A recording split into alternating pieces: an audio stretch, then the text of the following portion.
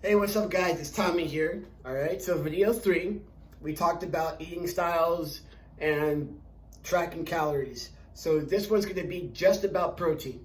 Alright, the importance of protein in the body, how much protein you should have, are protein shakes necessary or not.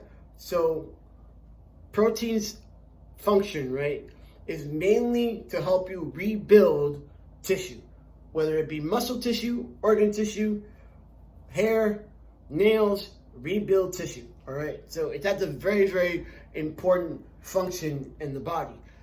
Protein also has the advantage that it's harder for your body to break down protein, so it actually helps you burn more calories overall. Not a lot, it doesn't have like, I'm not talking like 500 calories or anything like that, but it does help with the thermogenic effect of food. Perfect, cool. Now,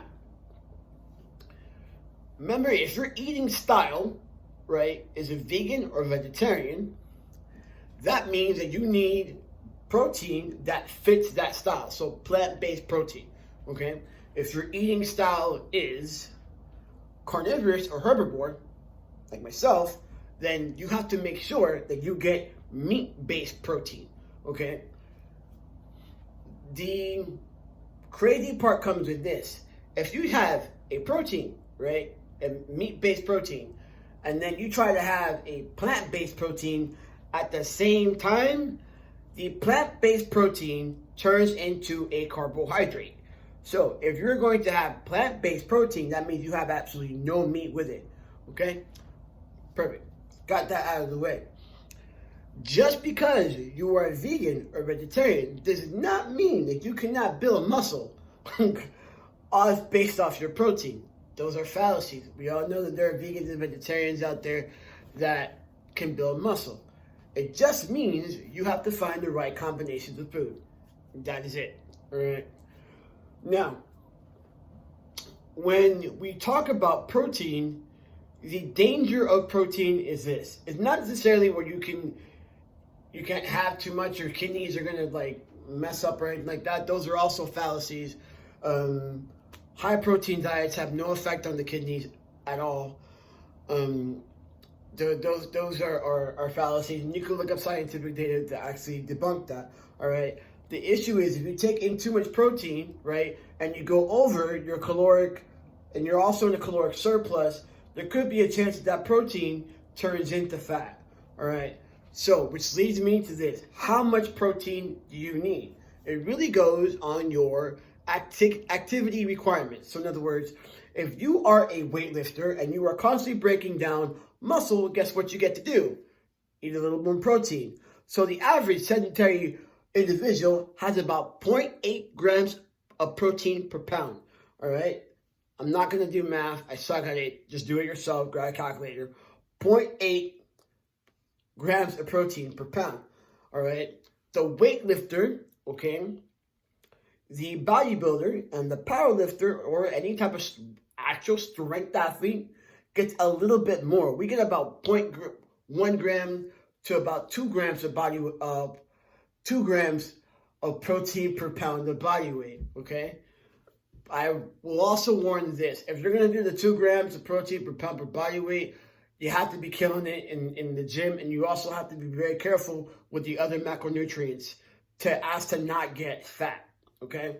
All right, because we want to like be as lean as possible, all right? Be as strong as possible without going over to the other side. All right, sweet. So, another question that was posed here in the group, and I'm going to answer that question right now. And it said, what protein supplements should I be taking? My answer is this. If you are having 6 meals a day, right, and all those meals contain protein, there's no need for a protein supplement. No need. Now, if you are having 6 meals a day, or you're having a certain amount of meals a day, and you are not getting enough protein, the protein supplement will help you get more protein. But is protein supplementation through powders and junk like that an actual necessity to grow muscle? No. Okay? I'll use myself as an example. I've had some of the best physiques in my lifetime, and I drank absolutely no protein. In fact, when I'm getting closer to a show, right, and I'm competing, I'm getting closer to a show, about a month or two, I cut out all protein shakes, right, and I have my food just from protein sources, meat protein sources alone, right? So protein shakes, all they do is make getting enough protein cheaper and easier. That's it. There's no science that says you have to have it, okay?